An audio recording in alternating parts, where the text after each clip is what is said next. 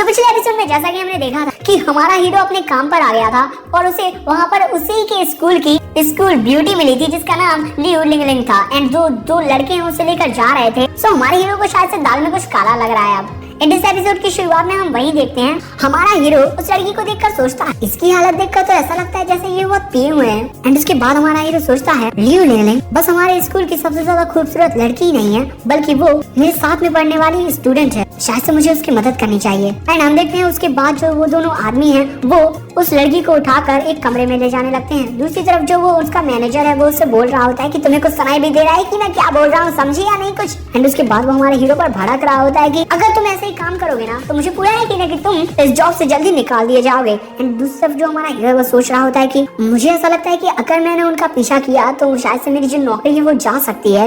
Mummy papa मुझे क्या करना चाहिए। एंड तभी अचानक हमारे हीरो को उस लिली की बातें याद आ जाती हैं, तुम्हारे जैसे लड़के मुझ जैसी लड़कियों के लायक कभी नहीं हो सकते, समझे। एंड उसके बाद हमारे हीरो की यहीं पर हट जाती है। एंड दूसरी तरफ हमारे हीरो का ऐसा लुक देखकर जो वो मैनेजर है वो बोलता है, हे क्या तुम मेरी बातें सुन रहे हो, समझ रहे हो कि मैं क्या बोल रहा हूँ, आखिर तुम्हारा चेहरा ऐसा क्यों हो गया है। एंड उसके बाद हमारा हीरो बड़े ही एटीट्यूड में बोलता है, मेरे पास ऐसा कुछ भी नहीं है जिसे मैं पछताऊंगा, चलो अब मेरे सामने से हटो बॉस।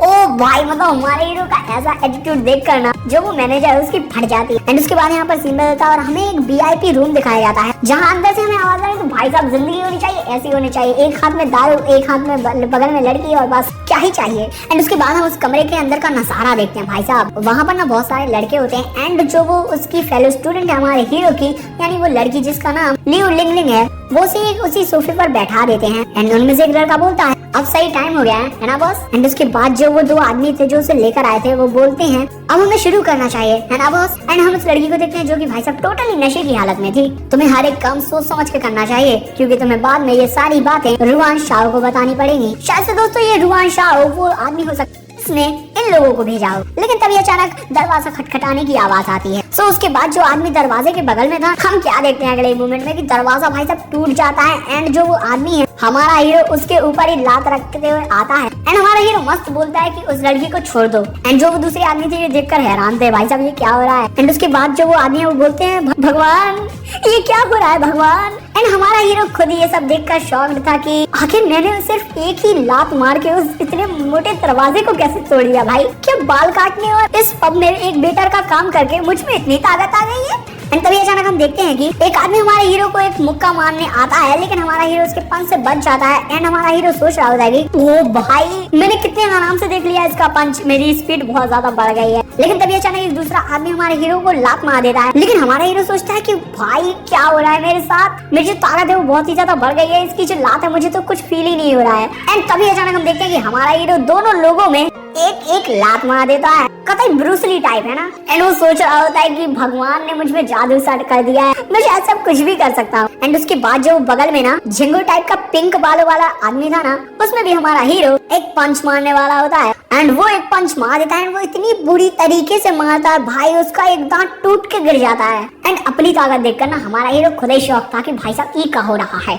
कछु काला जादू तो नहीं है ना। लेकिन तभी अचानक हम देखते हैं कि कोई एक कांच की बोतल को फोड़ देता है एंड वो बोलता है, हम तो बस तुम्हारे साथ मजाक कर रहे थे, अब मुझे असली खेल शुरू करने दो। एंड हम देखते हैं कि भाई साहब एक खतरनाक आदमी हमारे हीरो की तरफ बढ़ रहा होता है। वो बोलता है, जब तक मैं तुम्हारे करीब नहीं आऊंगा तब तक मैं तुम्हें एक कुत्ते की तरह कैसे पीटूंगा। हाँ क्या तुम्हें पता भी है कि तुम शाह रुआन के आदमियों से पंगा ले रहे हो। एंड उसके बाद हम उस आदमी को देखते हैं जो कि अपने हाथ में कांच की बोतल लिए हुए हैं एंड मस्त सिगरेट भी पी रहा है। कभी गुस्से में बोलता है कि अब तुम क्या करना चाहते हो बच्चे, कैसा रहेगा अगर मैं बहुत ही अच्छे तरीके से धीरे धीरे तुम्हारे पेट को फाड़ के तुम्हारी आंतों को निकाल कर तुम्हारे चिल्लाने की आवाजें सुनूं। हाँ लेकिन अगले पल में हम देखते हैं कि भाई साहब उस आदमी का ना पोपट हो गया, पोपट।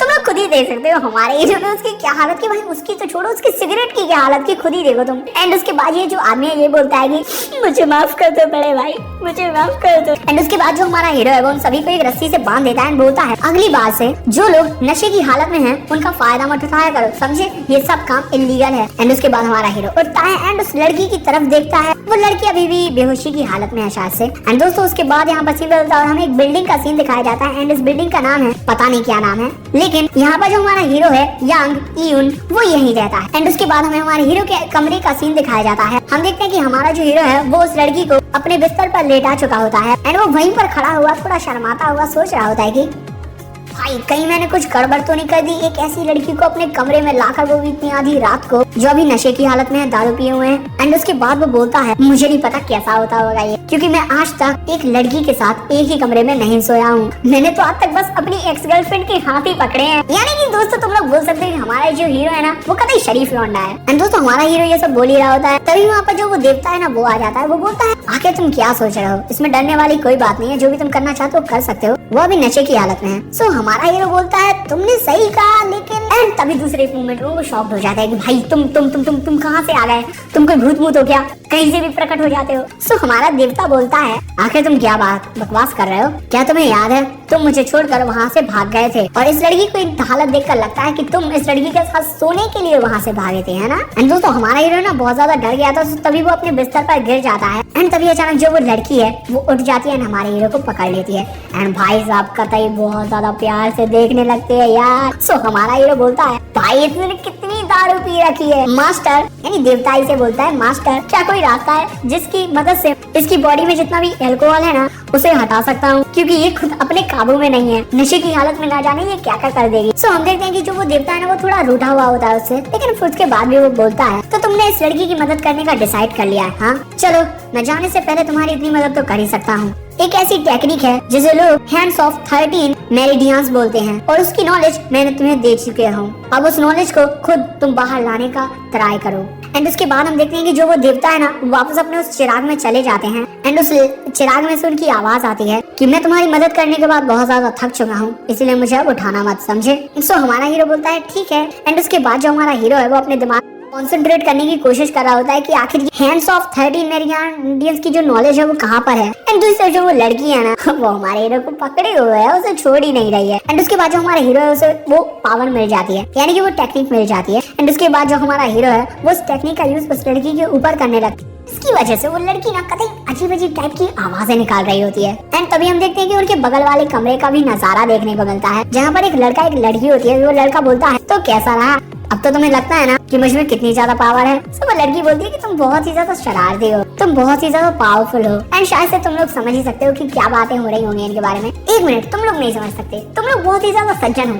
लेकिन तभी अगले मोमेंट में हम देखते हैं कि वो लोग उन्हें अपने बगल वाले कमरे में से बहुत ज्यादा आवाजें आ रही होती है उसी लड़की की। से वो लोग कान लगाकर सुनने लगते हैं कि भाई क्या हो रहा है ये। एंड हम देखते हैं कि जो हमारा हीरो है वो उस लड़की के ऊपर उस टेक्निक का यूज कर रहा होता है, जिसकी वजह से वो आवाजें निकाल रही होती है। दूसरी तरफ ये दोनों ना कुछ और ही समझ रहे होते हैं कि भाई साहब ये क्या हो रहा है, क्या ये इतना ज्यादा ताकतवर है कि वो लड़की इतनी आवाजें निकाल रही है। एंड भाई लोग हम देख ही सकते हैं कि जो वो आवाजें हैं वो पूरी बिल्डिंग में आ रही होती है, इतनी तेज चिल्ला रही है क्या ये।